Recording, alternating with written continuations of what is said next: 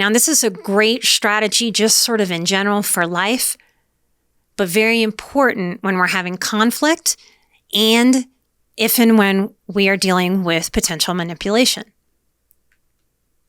I call it the one issue at a time rule. We really can only deal with one issue at a time. Sometimes one issue needs to be broken up into smaller little bites so that they're chewable, so we don't choke on a giant issue. One issue at a time so that we don't get lost. So if someone is speaking with me and they're getting heated and I feel a manipulative vibe or I feel us getting lost in conflict, I might say, whoa, hold on. I can only focus on one issue at a time. Now notice the I statement there. We want to learn how to lead with ownership. I can only focus on one issue at a time. That's my best shot for the other person being able to hear me. If I say that differently, you're bringing too many things to me at once. They're gonna get defensive. When we start with you, it's accusatory, and we invite the other person to throw up a defensive wall. And then we're beating our own head against that wall. Their head's fine. At the end, my head's bloody. I can only focus on one issue at a time. This cuts through a lot of chaos, a lot of confusion, and a lot of deflection. Very often when someone is manipulating, they don't want me to put my thumb on what exactly is happening because they are dancing around me. They're not looking for clarity. They're looking for control.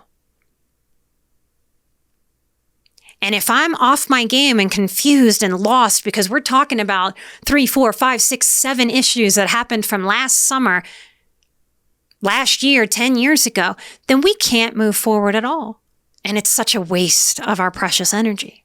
I can only focus on one issue at a time. That's too many issues. I can meet you in this conversation if we stay focused on one thing. Are you willing to meet me there? It's not just the word I or you. We're going to use some yous a little bit. It's also about the energy that we're putting behind our statements. You always do this. Accusatory. The defenses are going to come up. I'd love to meet you in this conversation, but I really can only stay focused on one thing at a time. Can you hear and feel the self-respect in that? The simplicity? When I do this, I can sense my inner child watching me, and she watches me with appreciation, with gratitude, because she had to deal with way too much, way too often, complete overwhelm. So when she can watch me basically say, I reject this invitation to overwhelm, she settles down, she relaxes, she calms, because in that moment she trusts that I have her best interest in mind and that I know how to execute communication that keeps us in self-respect and keeps us detangled from someone else's manipulative web. Comment with the word strategy to get a link to the full episode. Remember to find Emotional Badass wherever you get your podcasts and hit that subscribe button.